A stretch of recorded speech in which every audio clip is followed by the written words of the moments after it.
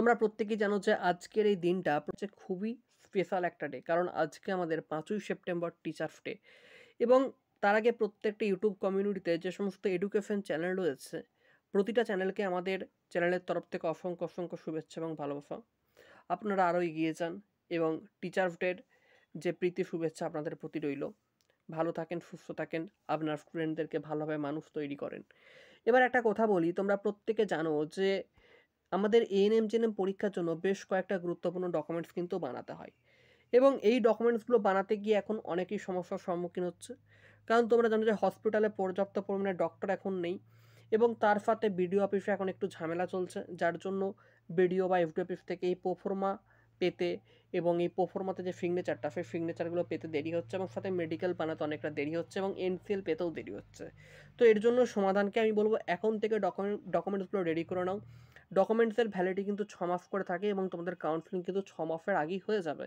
তো সেক্ষেত্রে তোমাদের কোনো ভয় নেই। তার আগে প্রত্যেককে একটা কথাই বলবো, যে সঠিক তথ্য বা সঠিক গাইডেন্স পেতে চাও তাহলে অবশ্যই চ্যানেলটাকে সাবস্ক্রাইব করে রাখো। তোমরা জানো যে আমি কেন সাবস্ক্রাইব করে রাখতে বলি। তোমরা অনেকে ভিডিও দেখো, দেখে স্কিপ করে চলে যাও, সাবস্ক্রাইব করো না। সাবস্ক্রাইব না করলে তোমরাই পস্তাবে, কারণ গুরুত্বপূর্ণ অনেক কিছু ডেটা বা তথ্য আমাদের চ্যানেলে শেয়ার করা হয়। আর আজকে একটা বিশেষ দিন, যেহেতু এখনও এএনএম জিএনএমে যারা অ্যাডমিশন নাওনি, অর্থাৎ যারা এএনএম জিএনএম এবং এনটিপিসির ব্যাচ আমাদের চলছে, রেলওয়ে এনটিপিসি এবং এএনএম জিএনএম দুটো ব্যাচ চলছে। আমি ব্যাচ নিয়ে আগের অনেক ভিডিওতে বলেছি, যারা যারা ব্যাচে অ্যাডমিশন নিতে চাইছো তারা অবশ্যই আমাদের এই নাম্বারে কন্ট্যাক্ট করো। আজকে একটা স্পেশাল ডে উপলক্ষে আমাদের ব্যাচে কিন্তু প্রচুর ছাড় হচ্ছে, প্রচুর পরিমাণে ছাড় দেওয়া হচ্ছে আমাদের ব্যাচেতে, একদম সব থেকে কম। ইউটিউবে যতগুলো চ্যানেল পড়াই এবং আমরা যে মূল্যে পড়াতাম তার থেকে অনেক কম মূল্য আজকের জন্য রয়েছে। ঠিক আছে, তোমরা এই নাম্বারে হোয়াটসঅ্যাপ করবে।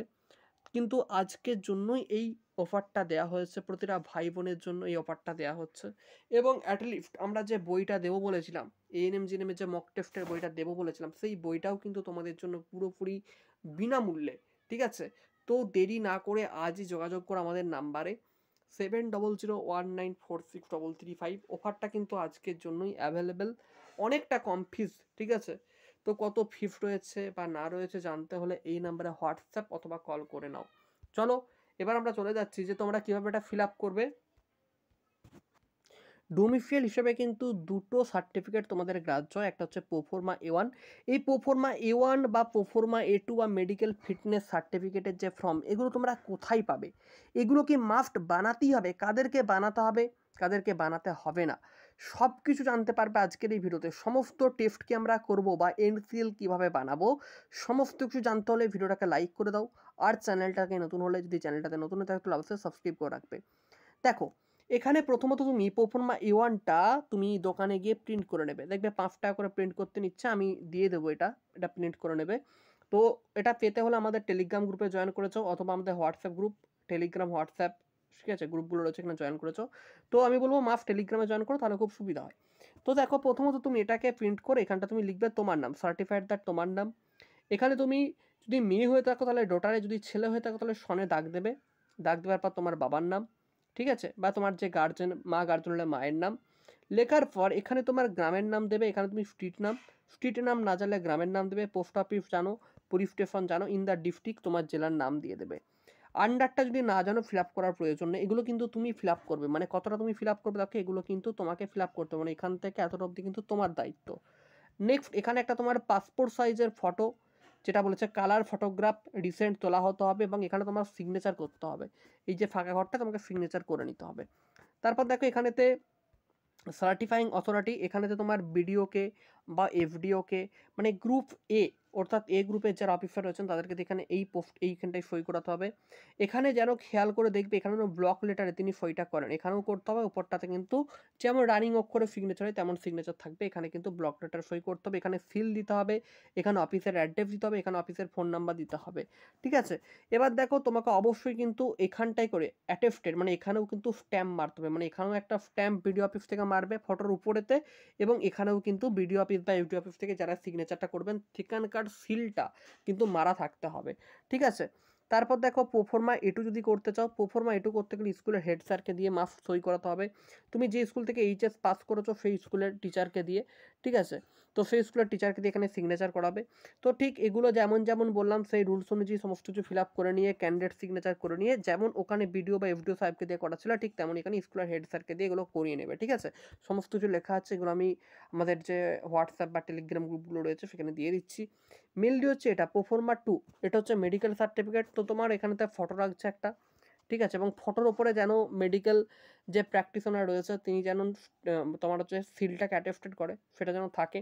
এখানে তোমার নামটা বড় হাতে লিখবে, এখানে বাবার বা মায়ের নাম, গার্জেন যিনি আছেন তার নাম, date of birth, present address এটা করবে। পার্মানেন্ট অ্যাড্রেস যেটা আছে পার্মানেন্ট অ্যাড্রেসটা দিয়ে দেবে। ঠিক আছে? তারপর দেখো এখানে এগুলো বাদবাকি কিন্তু ডক্টর ফিল আপ করবে। ঠিক আছে? এবার ডক্টরই বলে দেবে যে তোমার কোন টেস্টগুলো প্রয়োজন। এবার দেখো আমি মেইনলি বলবো তোমাদের urine test, albumin test, sugar test করে নেবে। ঠিক আছে? টিসি, ইএসআর এই টেস্টগুলো করে নেবে।